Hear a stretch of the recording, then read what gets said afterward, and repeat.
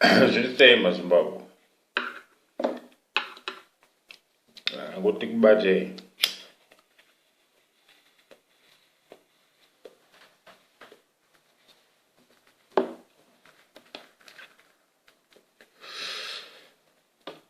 DJ pada Africanism here. This just it. We see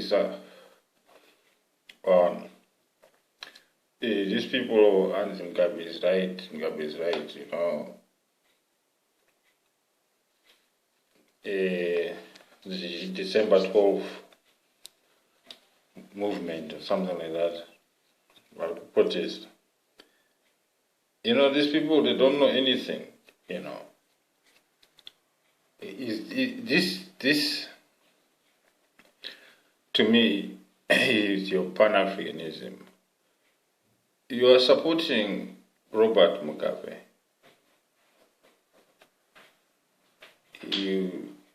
You know the history of how he won the country, so to speak. How we took over power. Now, for me, it's like if you look at this situation, you know, like a plantation, okay? You've got a plantation, and you've got black slaves, and you've got a white overseer on a horse and a whip, and he beats these slaves. Now, Pan-Africanism comes along,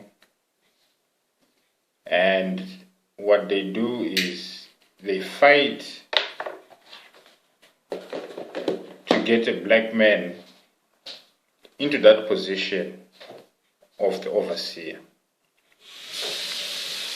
So instead of there being a white man on a horse with a whip, whipping the black slaves, Pan-Africanism will fight to put a black man in that position so he can whip,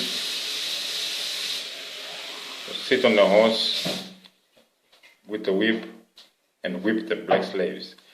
And they are comfortable with that condition so long as it's a black person doing it to other black people. See, that's Pan-Africanism. That's what I'm getting from Pan-Africanism. That's what I'm getting from Pan-Africanism so far. That's my understanding of Pan-Africanism.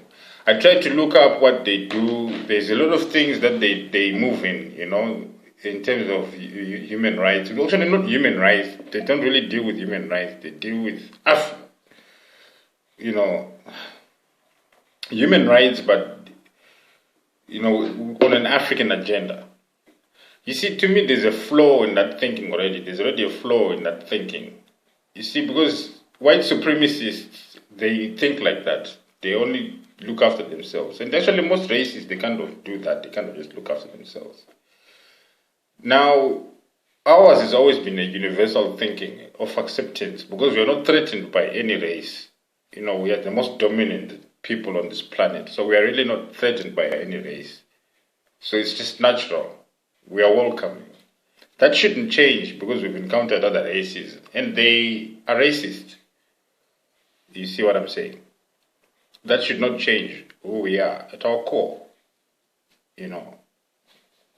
Yeah. Well, coming together is another thing. Now, look here, Pan-Africanist December 12th movement. We all loved Mugabe at one time. There are still other people who do love Mugabe also.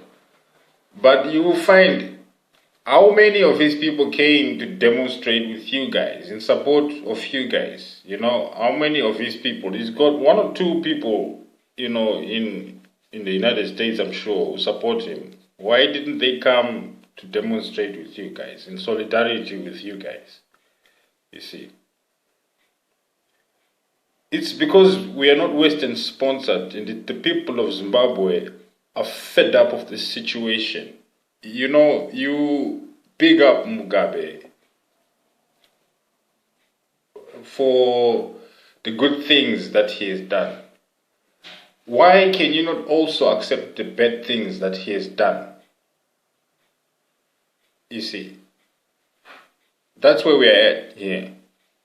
There's good things he has done. Yes, you point them out. Quite frankly, yes, we cannot dispute the good things he has done. But can we also not now look at the bad things he's done? Because that's the thing. He's stopped us from talking about the bad things that he's done. And if they were talked about or even outed, a lot of people turn a blind eye, especially the West.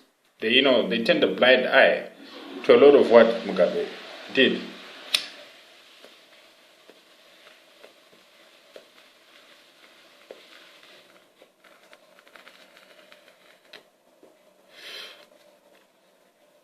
It's all intertwined. It's not a simple issue, the Zimbabwean issue.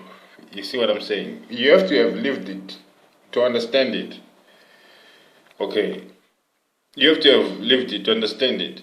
The best things you guys could have done was to sit down with us Zimbabweans and find out what is actually going on in Zimbabwe. Because you guys embarrassed yourselves. It shows how ignorant you are.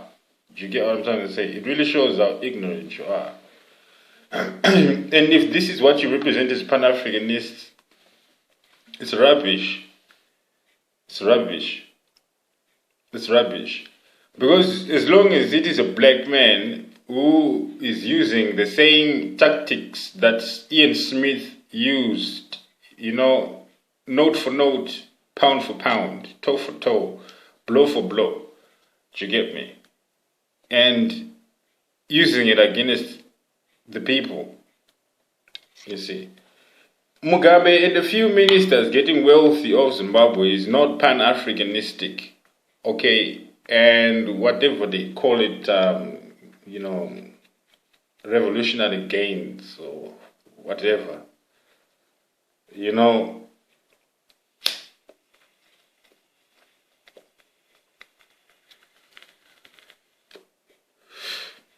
If they are to be headed, we never had them, and perhaps that's why we as the people of Zimbabwe are now disgruntled and are now calling for these so-called revolutionary gains. For we have never experienced them. I, for one myself, haven't.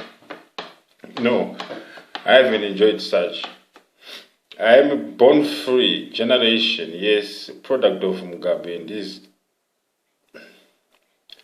mismanagement, finding myself out here in diaspora trying to earn a living. Yet I should be at home, building my nation, building my country, being productive, as I am here in other nations. Yes. You don't understand December 12th, what is going on in Zimbabwe. Why don't you guys take a trip to Zimbabwe?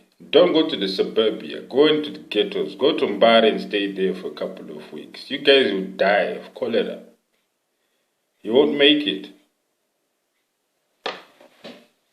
Talk about Mugabe is right. You guys have no right to actually say what you're saying. You get me? You have no right. At least be informed if you're going to say things. If you want to participate, at least be informed. Do you get me? Because right now it really looks like you're being paid by this third world dictator to go and demonstrate in the streets, for no one else will stand for him.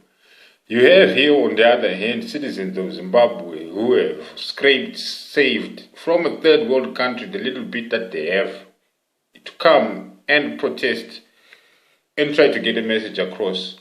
And you guys just take a bus from Harlem, right? You should be at work, You should be at work, not protesting for Mugabe. We are protesting because we want employment. You see, we want employment. Because in Zimbabwe, you've got damn near 90, 92, 95%. By the end of this year, maybe it will be around 95% unemployment, because a lot of more people are going to be let go from the civil services. You've got no infrastructure in Zimbabwe. You've got right now Harare Hospital telling you that they are going to be cutting down, actually stopping elective surgery because there is no antibiotics in hospital. Yet, when they go shopping, these people, to places like Malaysia, the amount of money they spend on that one trip can equip a hospital like another hospital with enough medicine for a year. That's how it is. His entourage alone, you know, the amount of money he spends every year just moving around the country, just the country alone, to supply a school with books and free education for a year. We are supposed to have free education in Zimbabwe, but it is non-existent. It is none to be heard of. We have a lot of fresh water in Zimbabwe. If I'm not mistaken, statistics say we hold about 70% of Southern Africa's fresh water in that region. And yet we have to import food from Zambia. Yet at one point we were the breadbasket of Africa. We were feeding Africa because we had surplus. We did not count years on our stores when we were producing at capacity. Well, it actually even wasn't maximum capacity really, but at capacity when we were producing, we were projecting hundreds of years food security for the region. Now we cannot even secure a season. Okay, this is the true legacy of Robert Mugabe. And Pan-Africanists, you do not want to look at the ills of the man. You concentrate on the positives. Let's be positive. Well, let's fix problems where they are. Okay, let's fix problems where they are. Let's fix problems where they are. You guys are misinformed and you're just chanting bullshit. You don't really know what's going on in Zimbabwe. You're just frustrating a lot of us. Do you get me? We are here in diaspora, you at home. Okay, there's about 3 million, 0.8, going to 4 million, maybe even 5, come on, let's toss it there. Things are getting bad in Zimbabwe. In South Africa, Zimbabweans, about 3 million the last time, maybe now more. Because things are getting bad in Zimbabwe. That's what's up. You see, because you cannot import essential goods now from South Africa to Zimbabwe. You'll be breaking the law. So why not just go to South Africa? That's the thinking. And yes, you've got a lot of Zimbabweans in South Africa. The xenophobia that took place a couple of years ago, you can understand it because of the influx of Zimbabweans also that were in South Africa. It's like it's a South African, everywhere you turn in, you're seeing a Zimbabwean. Jobs used to be available. Now jobs are not available because for South Africans it was a situation where you work when you want to work, kind of situation because the jobs are available. Now, they are forced to stick to a job because if you don't stick to that job, Zimbabwe will come and get it. That's how many Zimbabweans are in South Africa, And every Zimbabwean knows a Zimbabwean in South Africa. You have to have a relative in South Africa, a friend in South Africa, or more. Or even you are in South Africa. You see. And you Pan-Africanists, that's what I'm saying, your situation, Robert Mugabe, when he came into power, He never dismantled the system of oppression that Ian Smith was using. He just modified it. He perfected it, in fact, to the point where he has the country under his thumb, had the country under his thumb, has part of the country under his thumb. Right now, ZANU-PF is crumbling. And it's not Western influence. You guys, you have to understand ZANU-PF is hardcore. Okay? ZANU-PF is hardcore. These people kill people. Do you get me? These people kill people. Alright? You just don't go to ZANU-PF talking nonsense like, you don't. Do you get what I'm trying to say? You don't. You can see what they do to each other. You get me? You can see what they do to each other amongst themselves. These are wolves. You get me? Like hyenas type thing, or, lions when they eat in. You get me? That kind of thing there. That's how these people are, So, we are trying to get rid of a regime. And they are hungry for power. They are hungry for power. Their hunger for power is what is really going to destroy them ultimately.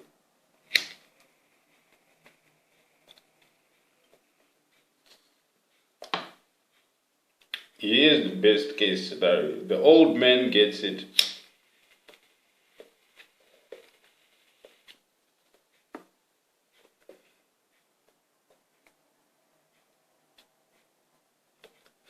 And then you get Emerson Mnangagwa stepping in and then beating him at the elections. That would be a nice outcome.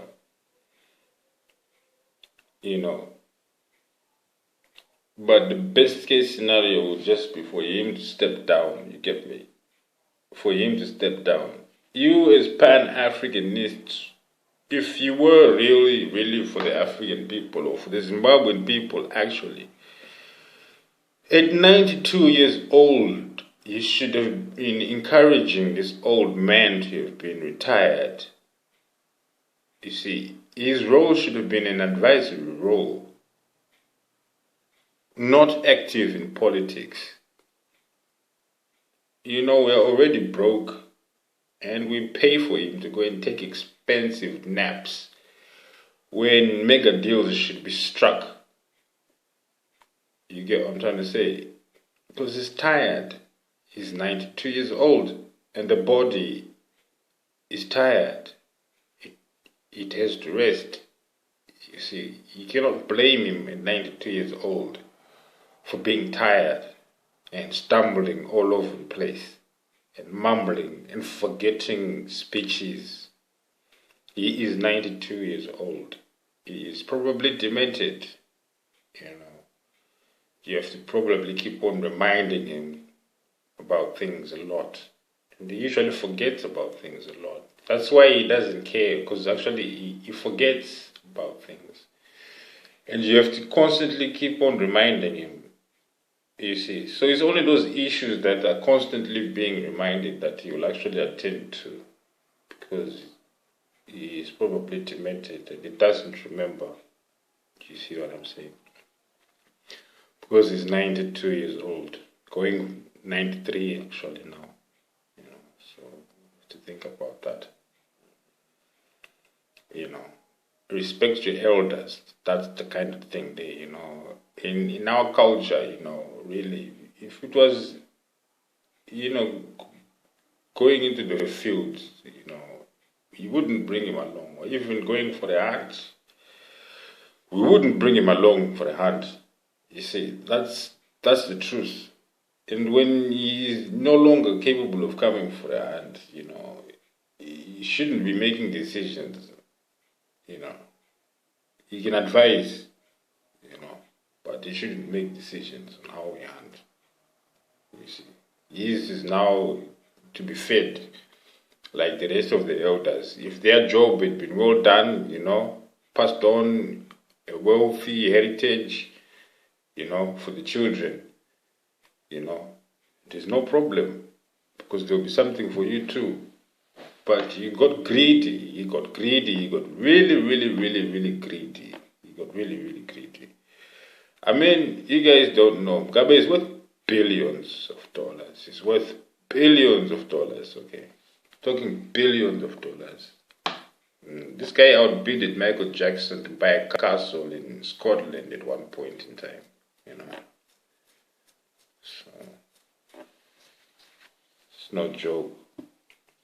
You got 15 billion we complain about. This is just the one amount we complain about. This 15 billion. It's just the one amount we complain about. It's just a single amount. But there's a lot more money that goes missing in Zimbabwe. There's a lot more money that goes missing in Zimbabwe.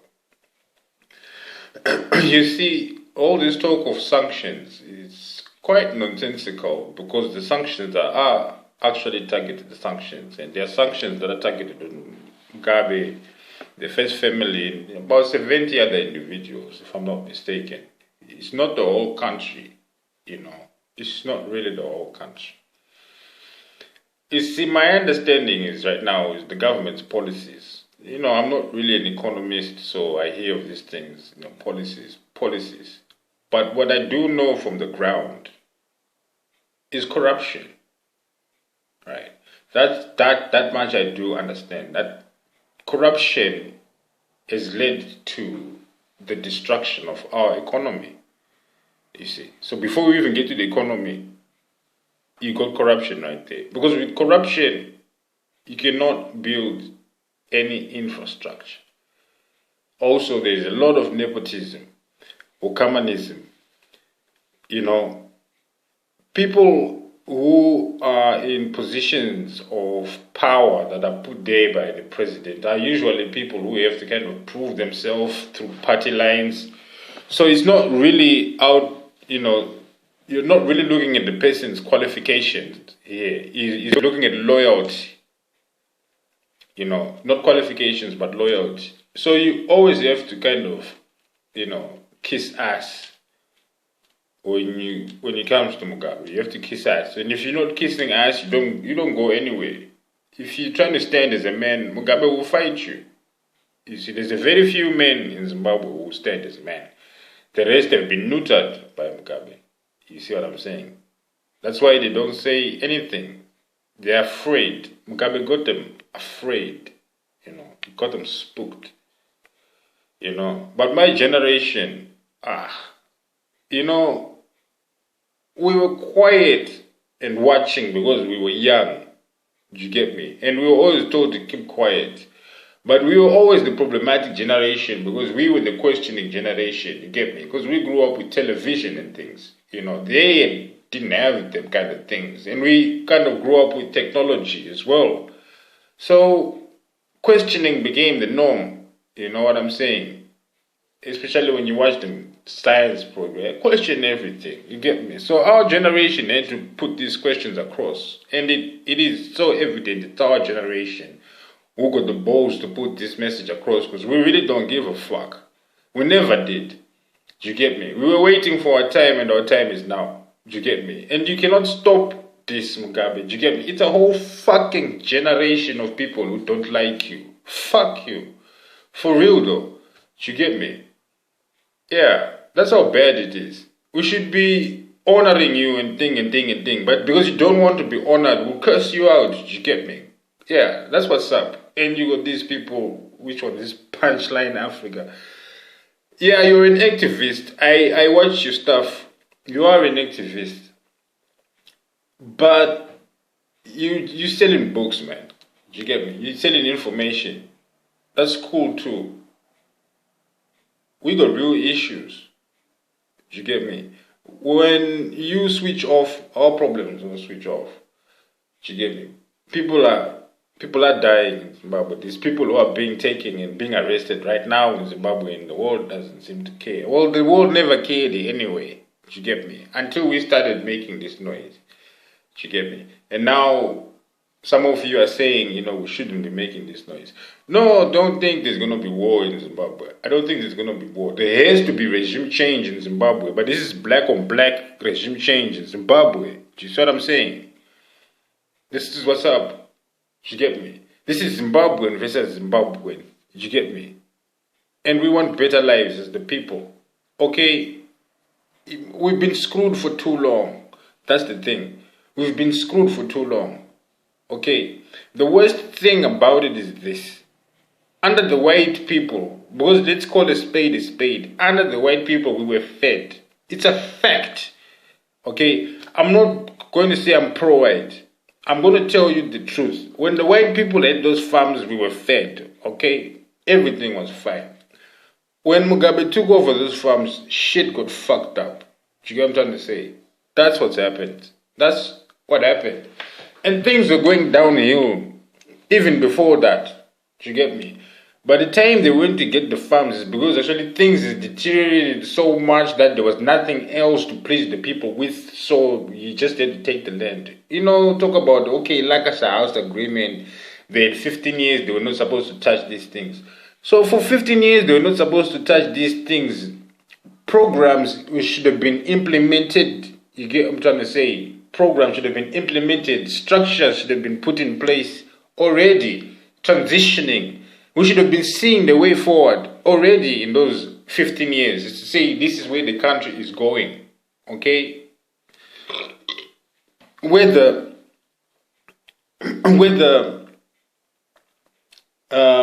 England agrees to pay or not, because ultimately, you know, after 15 years, we have the power to change the constitution. You see what I'm saying? And that's what's up. But so much hope and faith, these greedy bastards, that's the thing. They really wanted that money. You know, they'd rather had that money, to be honest with you. You know, that's how it is.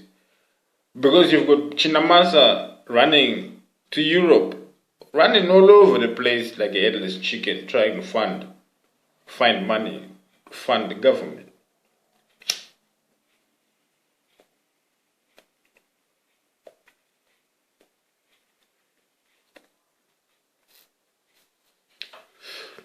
Zimbabweans don't know about Pan-Africanists.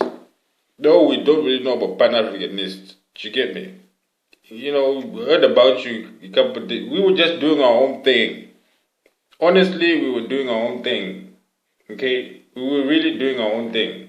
And where you guys come from, I don't know. You know? I don't know. You know, all these rumors and rumors of war. No, you don't understand Zimbabweans at all. You don't get Zimbabweans at all. And this generation, you don't really get this generation at all. You don't get it. Because this is the thing. You got misplaced people. Okay? Highly educated, highly skilled people. Misplaced. Okay? Not doing what they're supposed to be doing. Most of us unemployed, skilled, yet unemployed. So what are we doing right now? Right now we trying to come together and fix our country. So we are employing all these different skills, trying to bring them together, merge and come up with strategies and solutions for a way forward. And you see, our actions as citizens caused opposition to unite, to form NERA, an opposition group to try and tackle the issue of the elections, because we want reform in the elections. We want a new electoral roll. What's wrong with asking for a new electoral roll? Because as it stands currently on this electoral roll, you got people who passed away ages ago who are still eligible to vote. All right, that's not right. Okay, the voter roll should be updated, because we are tired of our ancestors voting for us. If you get what I'm trying to say, they shouldn't be voting for us. They shouldn't be on the voters roll. The voters roll should be electronic in this digital era. Why shouldn't we get one? These are the things that United Nations should really be concentrating on, or African Union, or you Pan-Africanists, is to say we want democracy. Right? How do you achieve democracy? And it's through this instrument we call elections. So your focus as a group really shouldn't be on a lot of things, you see. It should be on free and fair elections. The coercion that happens prior and during and even after, the intimidations and whatnot, you do not see these things, but these things do occur, you see, and people feel it. You guys don't see it. All you do is pass around books, about these so-called great African leaders. And, you don't really know what's going on. You don't really know what's going on.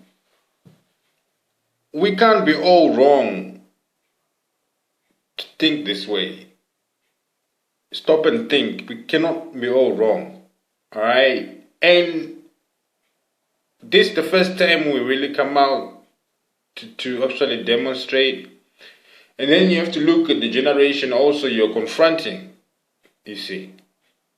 You guys, you Pan-Africanists, y'all need to switch. You get me? Y'all need to be a little bit flexible. Honestly, y'all need to learn to look at the good and the bad, okay, and not just the positives of something, okay, because like I said, it just feels like you want to change the overseer from a white guy on a horse with the whip, whipping the slaves, to a black guy on a horse with the whip, whipping the slaves, and you're comfortable with that, and you call it progress. That's bullshit. You get me? The system is to go as a whole. So when you're saying do not call for regime change, what the fuck are you talking about? These guys are defunct. For 36 years, they've managed to do absolutely nothing but enriching themselves. You go and Google these guys' houses. Go and look at Kasukuwere, Minister Kasukuwere. Google his house. You get me? Go and Google his house, Minister Kasukuwere. Go and Google President's house. Go and Google, the President's wife's farm. Google that shit. She's got a school too. Google that stuff. You get me? Go and find out their properties. Look at their houses. And then when you finish looking at their houses, click on just the normal residential areas like Norton, Blawayo, Koba, Gweru, Glenview, just you go Google there, you Google it up, you got YouTube here. Have a look at what's current right now, the riots, the police beating up protesters and whatnot, current stuff. Have a look at that stuff. Organic stuff. Stuff that is not being pumped out by the West. Stuff that is actually on channels like your channel. Your channel is actually very, I don't know. It's different from mine. Mine is, I ain't getting paid for this. This is passion, baby. I do this for the love. You get me? And I know why I'm doing this. I know why I'm doing this. I'm moved by this. You get me? I don't need to go and read a book to find out the cause, because the cause is me.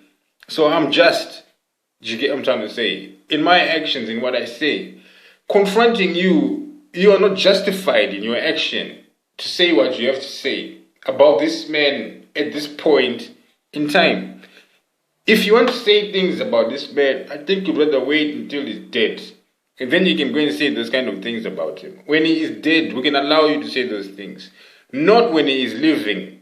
He is not a god. He will not be immortalized yet. He is ruining us. He is killing us. He is destroying us. And these things are facts. And they are not going away. Right?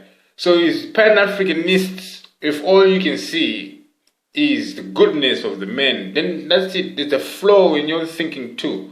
You get me? Something is wrong with you. You get me? Because principles, things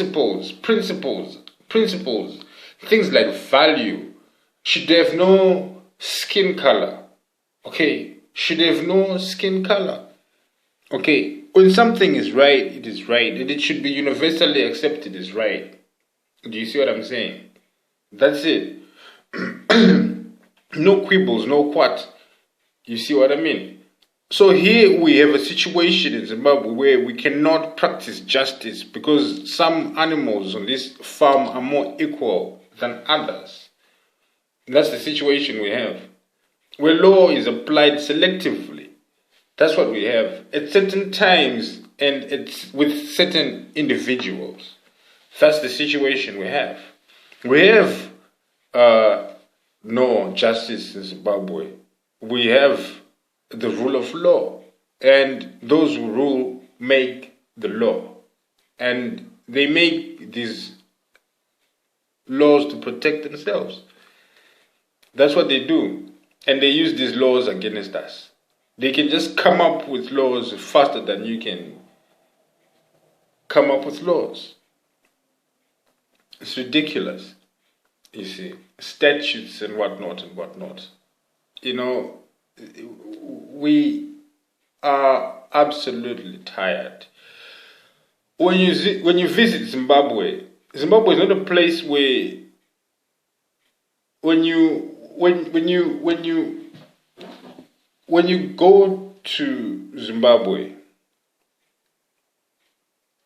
things are deteriorated. Things are messed up. There's more potholes than last time, and there's less buildings than there were last times, and there's less things or whatever businesses working than the last time. That's how it is. It's a degrading situation. It's not an improving situation.